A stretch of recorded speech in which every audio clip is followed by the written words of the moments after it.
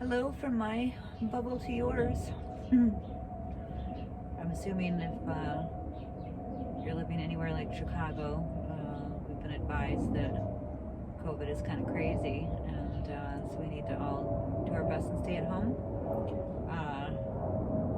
Which led me to kind of reflecting actually on, so COVID is one thing that is complicating life for all of us globally, if you believe in those types of things.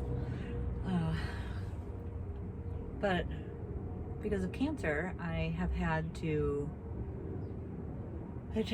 find ways to exist avoiding human contact as much as possible.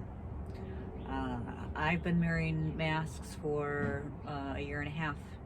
I've been very conscious of human contact and heightening those behaviors of washing my hands and having an exterior outfit that I wear and exterior shoes, which I do anyways, because wearing your dirty shoes that you wore inside is really gross. I don't understand why people do that.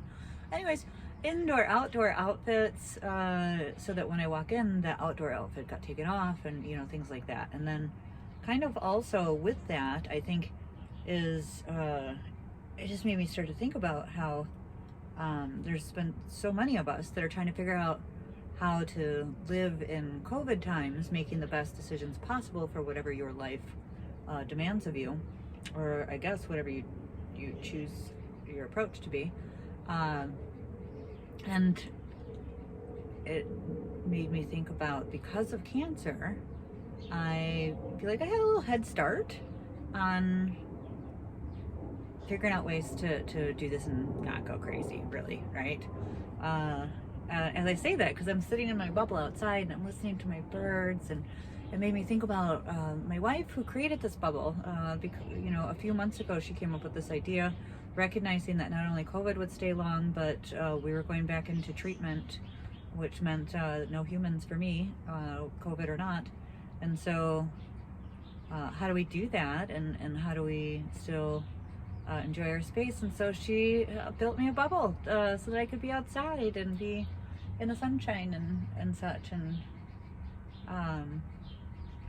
then I went down the road of thinking about, again, how lucky I am to have this amazing woman to be my partner and my friend, my best friend through this, to have someone to laugh and cry and rage. And I'm just thinking about like all of the incredibly kind things in the absolute exhaustion of the past year and a half, almost a year and 3/4, right? 2019 starts and her dad passes away.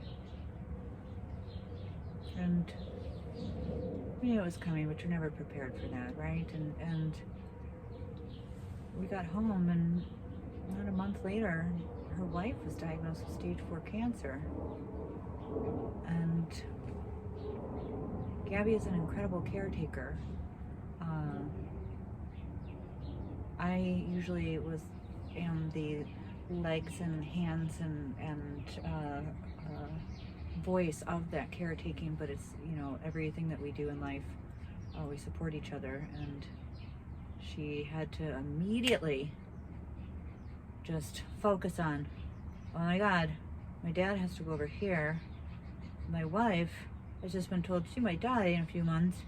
I also have just hit this amazing point in my career where I'm hosting these really amazing positions, something I've worked for my whole life. She was so excited to some of these positions. She was just really, really, really excited about what she was going to build and be able to give to culture at her work and blah blah. And anyways, that had to be put to the side, and everything had to be here. And the whole time of this past year and a half of 3/4, sure, we've done the cry dance together, but we've also just laughed.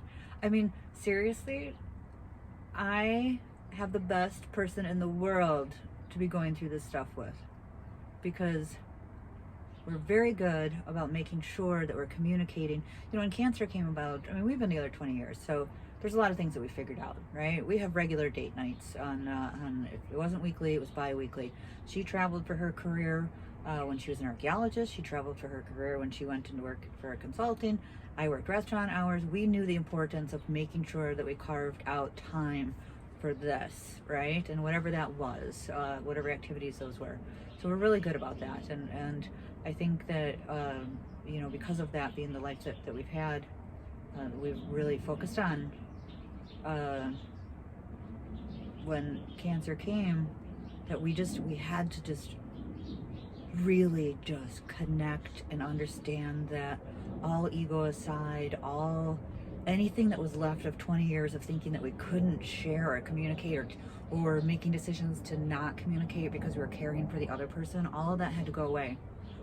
All of it had to go away. We had to be 100% willing to be honest with each other, to take care of that person, but to take care of ourselves. And we had to be willing to accept it from each other. And there's a lot of dynamics that go into this, you know, and thankfully we have such an incredible foundation.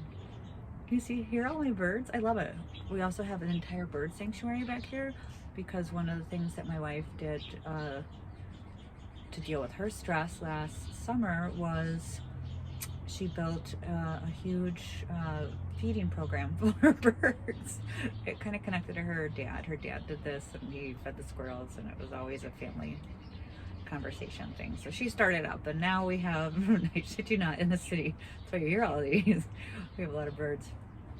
Anyways, it's just, I'm thankful that we have that foundation. I'm thankful because this woman is amazing.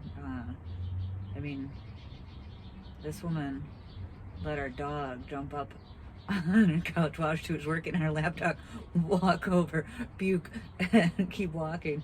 And she didn't scream. She didn't yell at the dog, throw things.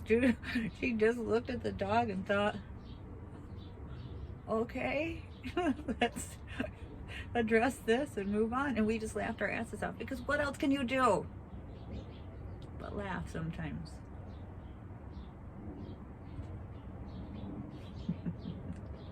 In your day, I mean, she literally just walked over to your vomited on my lap. on your iPad, on your lap, just vomited and just walked across your lap and kept going. You do excellent work. And what can you do? We have to just fucking laugh. Clearly, I'm not the alpha.